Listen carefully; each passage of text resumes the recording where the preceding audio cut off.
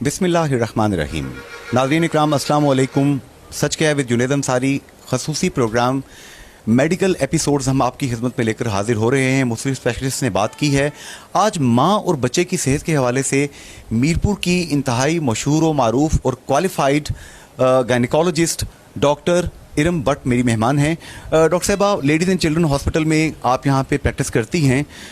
माँ की सेहत के लिए और बच्चे की सेहत के लिए ड्यूरिंग प्रेगनेंसी कौन कौन सी खुराक ज़रूरी है?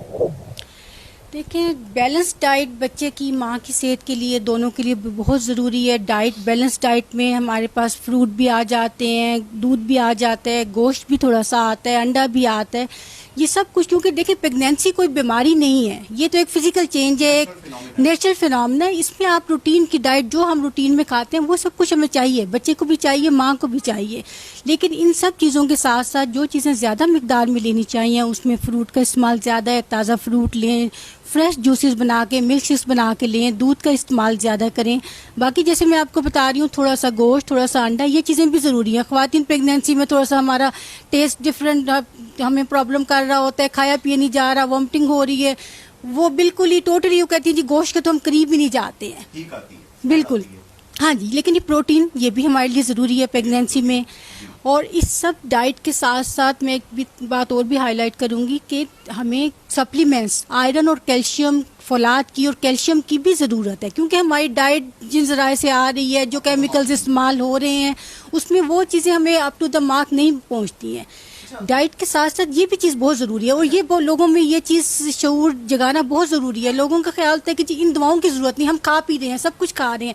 लेकिन मैं आपको बताऊं कि 90% से भी ज़्यादा पेशेंट्स जो होती हैं ना, प्रेगनेंसी में अनीमिक होती हैं।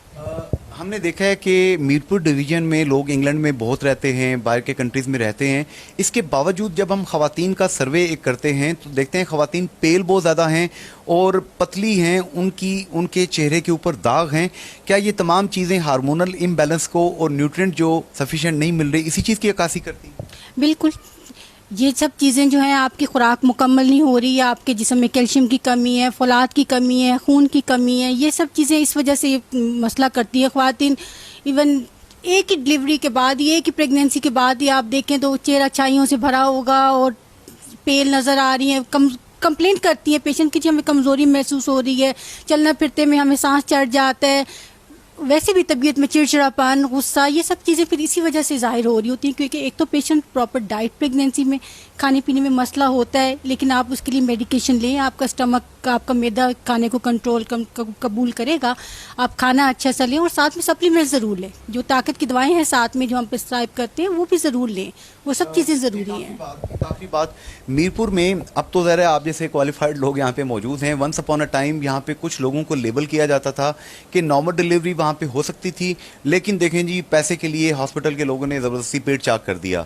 आज मुझे बहुत खुशी महसूस हुई, मैं कश्मीर प्रेस क्लब मीरपुर में बैठा था, सज्जाद क्यूम खानपुरी जनरल सेक्रेटरी हैं हमारे, उन्होंने बताया कि मैं डॉक्टर इरम बट साहिबा के पास गया, डॉक्टर हनीफ साहब के पास गया और मेरे एक पेशेंट थे, उनको किसी डॉक्टर ने कहा कि इनका ऑपरेशन होना चाहिए, लेकिन डॉक्टर इरम साहिबा ने उनको नॉर्मल डिलीवर किया।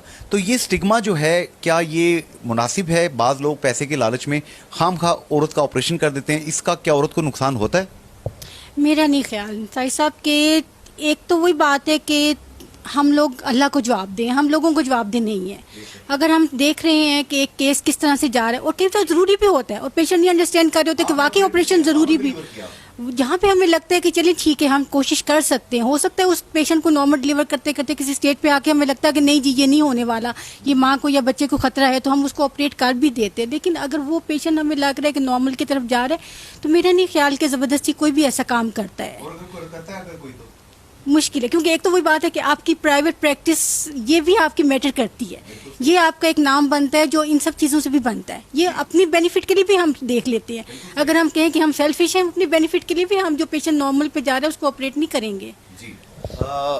नाजरीन, डॉक्टर इरम बट साहिबा ने क्लियर बता दिया है कि माँ और बच्चे की सेहत के लिए, ख़ानदान की सेहत के लिए मुनासिब खुराक, मुतनासिब खुराक, बैलेंस्ड डाइट का होना, इस्तेमाल करना बहुत ज़रूरी है, वरना चेहरे पे छाइयाँ होती हैं, इंसान की सोचों पे असर पड़ता है, चिड़चिड़ापन और फिर घरेलू झगड़े, क्या से क्या बात कहाँ से कहाँ चली जाती है। सिर्फ एक अच्छी खुराक लेकर, अच्छी खुराक से मुराद महंगी खुराक भी नहीं है, सस्ते सोर्सेज भी मौजूद हैं जिनसे आप मुस्तफ़ीद होकर अपनी खुराक बेहतर कर सकते हैं।